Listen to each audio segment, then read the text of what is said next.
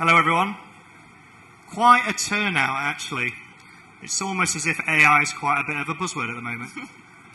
So thanks all for coming. Really appreciate you taking the time to join myself and Adelina in this session, the era of AI. The way this session will work is I'll do a 10-minute whistle-stop tour kind of overview, and then I'll be joined on stage for about 20 minutes with Adelina, where we'll have a bit more of a deep technical kind of conversation. The first 10 minutes will be fairly high level for those that are deep technical experts, but I figured I'll get everyone up onto the same kind of speed, and then we'll have a bit more of a detailed conversation. So, where are we and where have we been? I guess in the last decade, if we look back, you know, we've been on a transformation through transformations. Starting with the cloud kind of changed everything. It enabled new capabilities that simply weren't possible before. On-premises infrastructure versus the cloud enabled new ways of working, and that ultimately led to this digital transformation kind of era. So we're talking about eras really, the cloud era, the transformation era, and now this AI transformation era, or the era of AI. AI is enabling new capabilities, transforming the way that we interact with computing, and also enabling new capabilities through our applications, the way we interact with computing on a day-to-day basis. And AI is here, and actually, to be honest, has been here for a while. Every single kind of social media network, every kind of e-commerce site is using AI in some form to either produce recommendations or in interactions. And with generative AI, it certainly has exploded, as I can see, with so many people so interested in the Microsoft perspective. But like I said, it's been around for a while, and actually the history of AI kind of goes back to kind of the code breakers of World War II in the 50s, then obviously through to machine learning and deep learning. But with all three of these kind of eras, it was always about reasoning upon data to make decisions. That was really the key. But where we are now is with generative AI. So instead of just making decisions, we're now generating content, which is a completely new way of interacting with AI and computing. And so what does generative AI kind of look like? Well, here's a couple of examples from the Azure OpenAI service. So from GPT, you know, you can provide a prompt. So prompts are the new ways of interacting with computing or AI systems. And this, you know, we're imagining, okay, you're a small business owner, write a tagline for an ice cream shop. So we serve up smiles with every scoop. Don't know if that's a good one or not. But, you know, you can go through lots of different interactions, and with your own services, you can then load in your own data, which can then train and provide more contextual answers. That's only one way of interacting with generative AI. Other ways are, of course, through code. So obviously, GitHub Copilot was one of the first kind of copilots that Microsoft launched, and that enables developers to accelerate their kind of time to market, accelerate their development lifecycle. And what you're able to do is use prompting in the same way you would with text to actually generate code. And then, of course, there's image generation through Azure's DALL-E service or OpenAI service on Azure. And you can actually write prompts to generate images. And if you have time, please do stop by the Microsoft booth. We've actually got an AI image generator all running on Azure where you can provide interesting interactions and prompts and take away your own piece of generative AI art, which is pretty fun. So, that's generative AI at a very high level. What are we doing at Microsoft in this space? Well, what we're doing is, at the first point, was we're interactively putting this into our existing portfolio. So, what does that mean? We're providing copilots for pretty much every single Microsoft platform out there. I'm going to pick out a couple. So, Microsoft 365 Copilot. Effectively adding generative AI into your Microsoft 365 interactions. So what does that look like? Imagine you're in Teams. You miss the first 5 minutes of a meeting. You can ask your Copilot to tell you exactly what's happened in those first 5 minutes. Get a bullet point list of all the things that are happening. And at the end of the meeting, you could even have actions on it. It's actually kind of game-changing. I've actually tried it, and it's pretty nuts. You know, in Word, in PowerPoint, all of those things can help you get started, generate content for you. You know, that's text. Obviously, I mentioned GitHub Copilot. Obviously, that's an ability to generate code and accelerate developers' productivity. But all of this is providing you with the ability to generate more content quicker and be more efficient with your time. So that's what we're doing.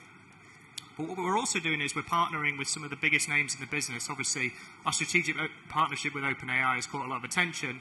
And what we've effectively done is provide the underlying infrastructure for you guys to get hands-on with this kind of technology. And so with OpenAI's GPT service, you can actually interactively bring that kind of content into your own applications, into your own services, into your own kind of chatbots, etc.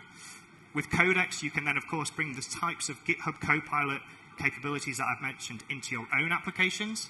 And then with DALL-E, as I mentioned, we have a DALL-E generator on our booth today. That's a way of bringing in image generation into your application.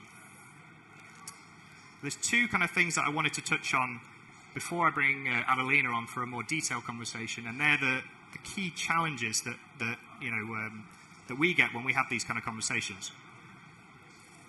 And one of them is about data sovereignty and data governance.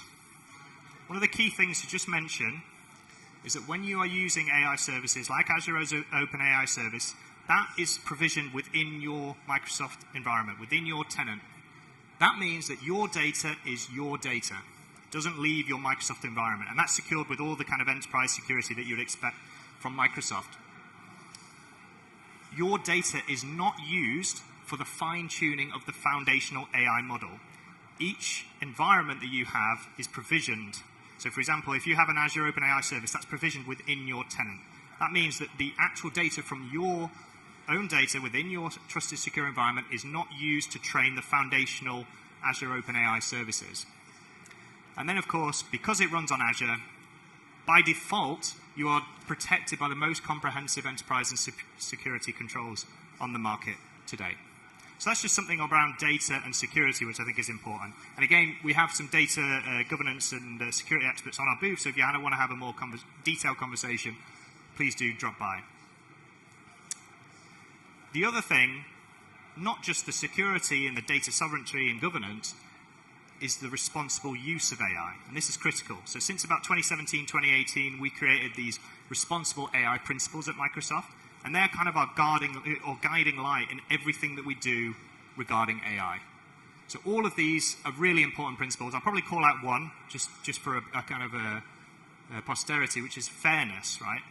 So if we look at society today, society isn't 100% fair in every way, right? And we do not want that unfairness to transpose itself into AI systems.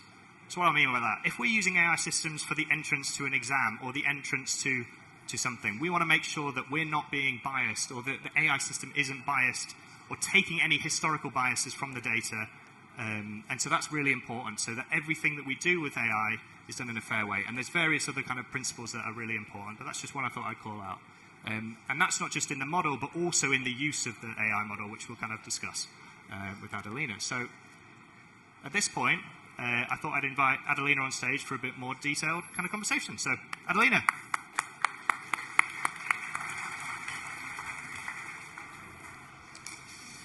Thank you, Alex. Thank you very much. Not the most comfortable chairs, I have to be honest, but I'll make do. So, Adelina, thank you so much for taking the time. I guess maybe we could start with yourself. Maybe you could tell us a little bit about yourself, your role here at Microsoft as well. Yes, let's start there. And actually, this brings me back to when I was 18 years old and I had to choose my university degree. At that time, there were only 3 universities in the UK that had an AI program. And I remember this conversation with my family where they were saying, Adelina, choose a proper degree, choose software engineering and, something really tangible and that will give you a good career. But I'm really glad I didn't listen to my family at that time. And I'm really glad I chose to study AI. And I've been working in the AI field since then. And now at Microsoft, I'm a senior AI architect. And what I do is I work with customers across all the industries, and I guide them on how to adopt AI, traditional AI, generative AI, in a responsible way. And this responsible AI is a really, really key thing. And we need it more than ever, even if it had grassroots in the past. Absolutely. It's something that should be top of mind alongside the Gen AI hype. 100%. And you mentioned there was only 3 universities in the UK that were doing AI. I'm pretty sure there's more than 3 courses in the UK now studying AI at higher education. Pretty amazing. So I kind of did a very high-level kind of overview of generative AI. I mean, why generative AI and why now? What's caught the imagination of so many people? What's so exciting about Gen AI?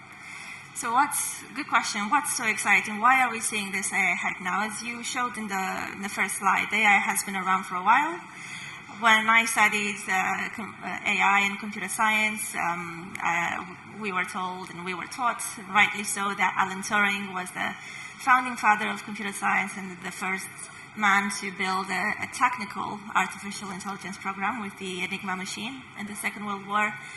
That was the start in the 50s. And then we've had a few leaps in the AI space. The second one was where Deep Blue, IBM's Deep Blue machine beat Garry Kasparov at chess. And they've created a machine learning model that was using Bayesian probabilities and hard-coded chess rules to create this algorithm to predict what's the next best move. And that was the start of machine learning algorithms. The Bayesian probabilities are still being used, especially in healthcare. And that opened the door for more machine learning. And the next leap after that was when AlphaGo's Go model beat Lee Sedol at the game of Go. And why that was really groundbreaking at the time was that it didn't train the model specifically. It didn't teach it to play Go. They just gave it millions of games of Go played between humans and between the AI with itself. And that's where reinforcement learning comes in. And then the neural networks behind these models were able to understand how to play Go and how to do it really, really well. So that was the start of deep neural networks, being used or being given the proper attention to be used in a business context. And now we see another leap, which is generative AI, where you're not just training a model on a specific data set. You're giving it structured and unstructured data. You're giving it your text files, your videos, audios, and so on. And you're training a general foundational model, which then you can anchor or ground on your specific data. And this model is able to perform multiple tasks because it's built in a general way. Absolutely. It's a completely different type of AI, really. It's and all of those kind of gamified experiments, as it were. It was always about making decisions in chess, making a decision, Go making a decision. Generative AI is completely different because it's generating content, which is quite interesting. And at Microsoft, how are we... That was quite loud. At Microsoft, how are we, taking advantage of that? I obviously mentioned the co-pilots. That's probably one of the easiest ones to talk about, I guess. Yes, we are absolutely excited about the promise of generative AI, and we are working to build it into almost all of our products. You can even start with Bing Chat. You can basically leverage the GPT-4 model in Bing Chat and Bing Chat Enterprise, where you essentially ask, you do Q&A on your data within the boundaries of your enterprise data. And the co-pilots, we are building co-pilots for, across the board, really, for Word, SharePoint, Teams, GitHub, everything. And the real, I guess, the key decision there with co-pilots is that the humans are still in charge. The co-pilots are either accelerating some repeatable tasks, like, let's say, creating slides or copying text from a Word document into a PowerPoint. It's accelerating these tasks, and it's also generating content for us that we can then edit. So we're still accountable for what we are putting out there, but the co-pilot is making our lives easier and more productive. Totally, and it's especially the copilots, is the easiest way almost to kind of get started with generative AI because it's built into the platforms that you're probably already using. But that's the Microsoft SaaS products that have AI kind of built into them. But if a customer or someone here was thinking, okay, generative AI for my business, for my organization, for my apps, kind of what are the use cases that you're seeing from your work with customers that are really adding the most value? Most common use cases. So almost all customers want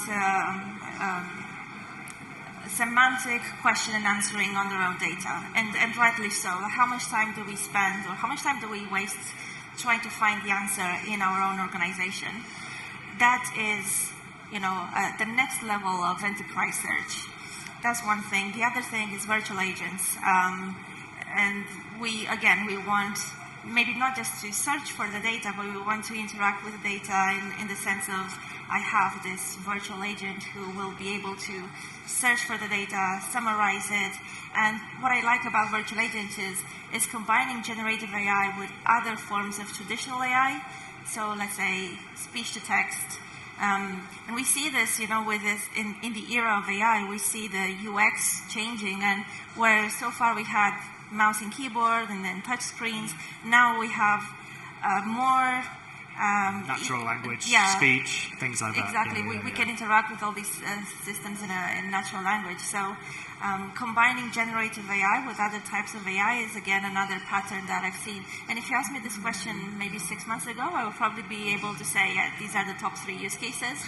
But now it's surprising how creative we are in adopting Gen AI. For sure. And I think that the biggest top use cases probably still have yet to be kind of talked about or discovered, right? And it's we provide platforms and things like that at Microsoft to help our customers innovate, but we're quite excited to see what our customers are going to do with this technology, where we're going to find the most value, which is quite exciting, I think. I talked about responsible AI briefly, obviously you did as well. It's probably one of the biggest things that we probably need to think about. So maybe we could talk about responsible AI in general, and then maybe, what's on Microsoft and what's on the customer, because I think it's a shared responsibility, right? Yes, it's a big topic, and it's a good question. What is a service provider responsible for, and what is a service consumer responsible for? So I think it really depends on whether you build your own models or you simply consume models. And for the data scientists in the audience, the model lifecycle, where you choose your data, you prepare it, you start to prepare your model, you choose your algorithm, you choose your programming languages, your tools. Then you train your model, you register it, version it, and then eventually deploy it.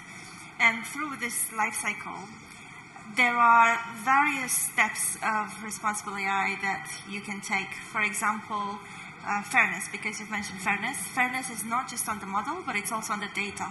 Can you check in your data to make sure it's well balanced, that it doesn't have bias, that if you have, let's say, a cohort of males and females in that data, it's well represented. Yeah. You can apply fairness, transparency, what-if analysis, a bunch of responsible AI principles through the model lifecycle.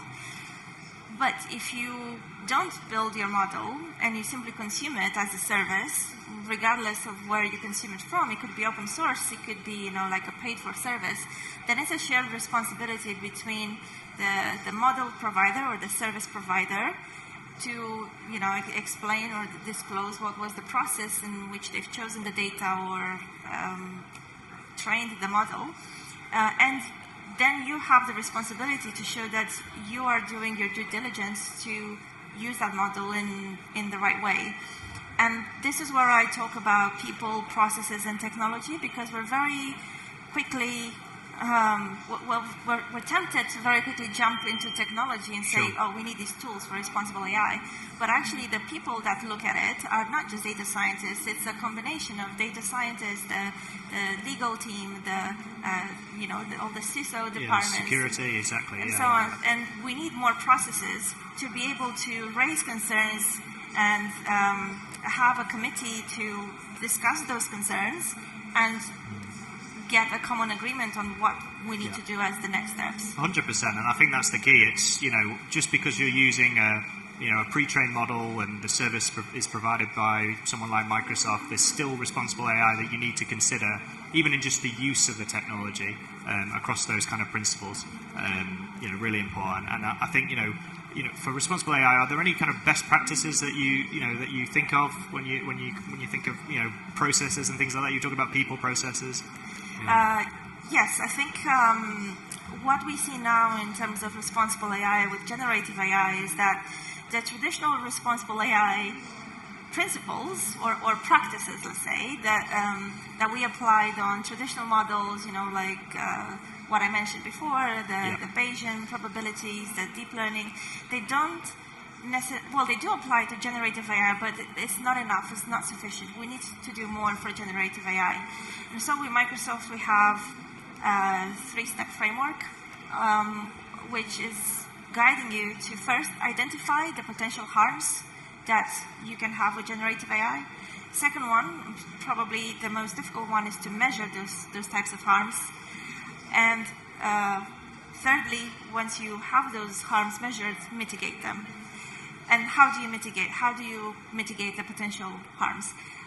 Again, I like structure, so we have 4 layers of mitigation.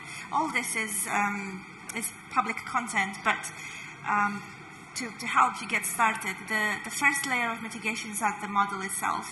Choosing the model, testing the model on some benchmarks, and maybe discussing whether you need to fine-tune the model. That's the first layer of mitigation you can do. The second one is around like a safety layer, the safety content of the model. And we've identified 4 very common harms that can be generated with generative AI. Content that can be related to hateful speech, content, sexual type of content, violent content, and self-harm content. So these are the 4 big categories that we've identified. And it's really important to understand what's the level of content that you want to let your application receive and output.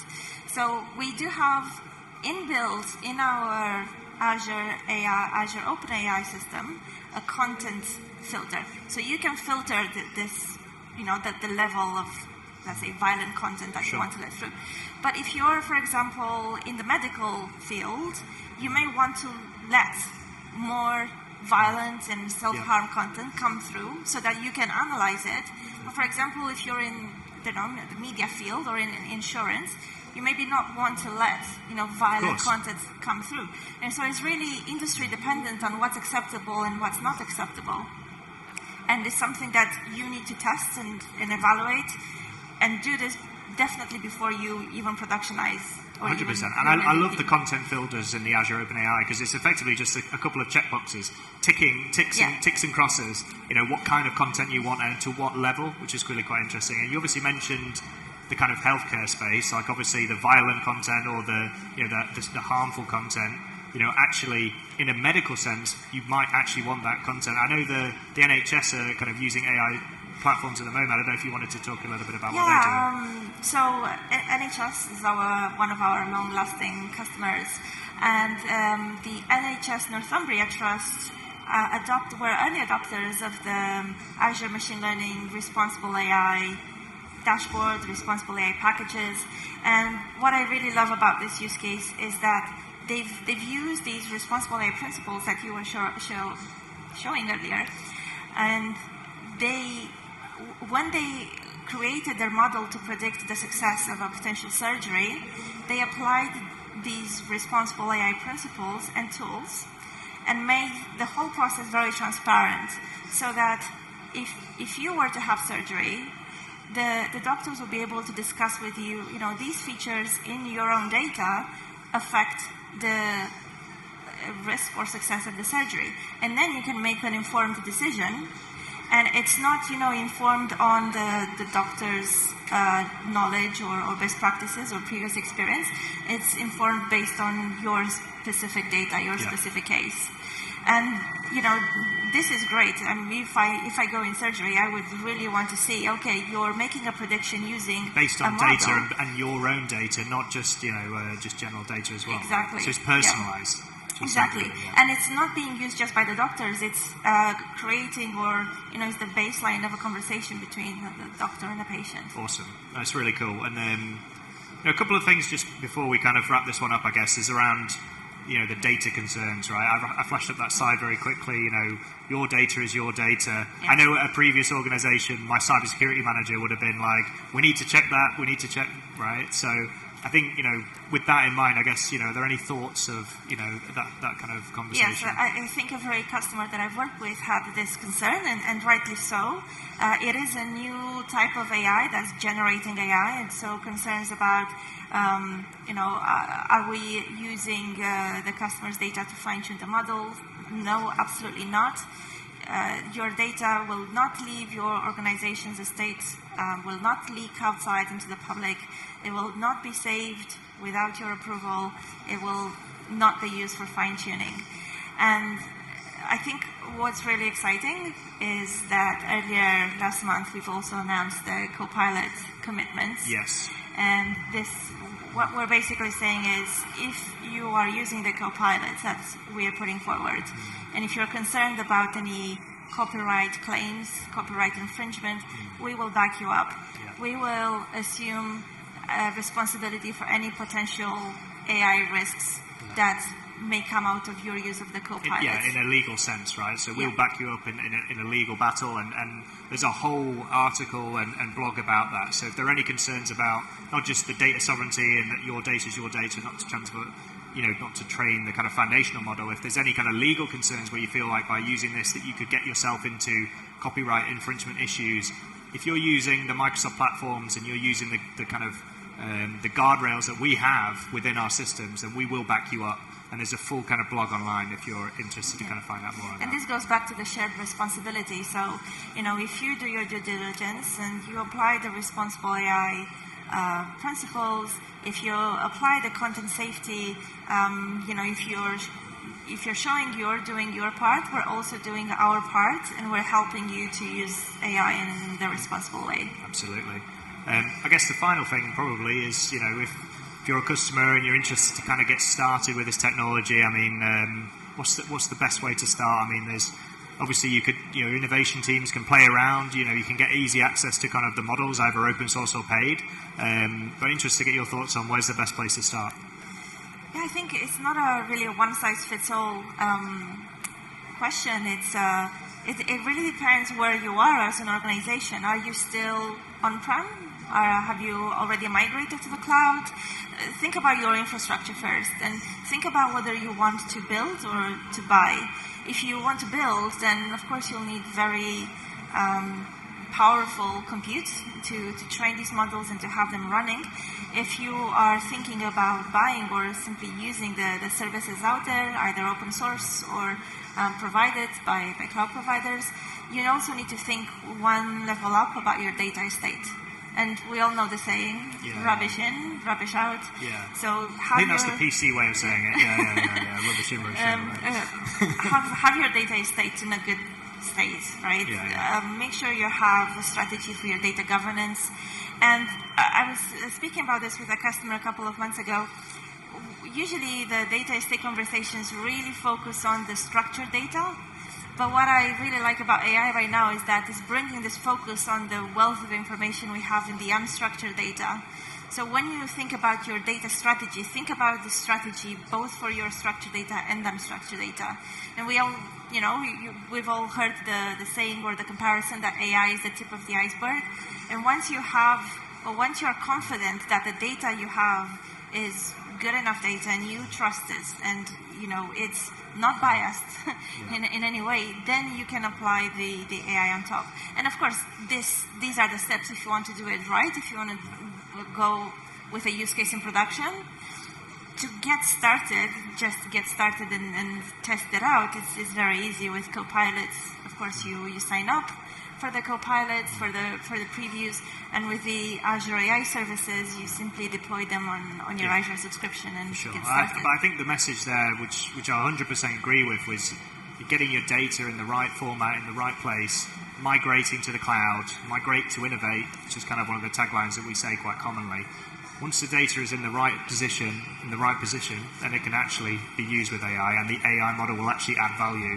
And playing around with it is a great starting point. But if you have enterprise use cases, the use cases are key. Finding the value that is actually going to add to your business, that's actually going to provide a return on investment is really key, because that's the way to get out of the innovation and proof of concepts. It's very easy to spin up AI services and test around, and that's great, and I highly recommend that you do that. But if you want this to be implemented into your organization, then it's very important that you find those enterprise use cases.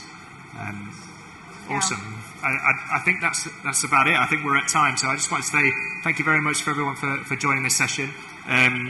We'll be heading over back to the Microsoft booth. So if you want to continue the conversation, please continue us there. So thank you very much.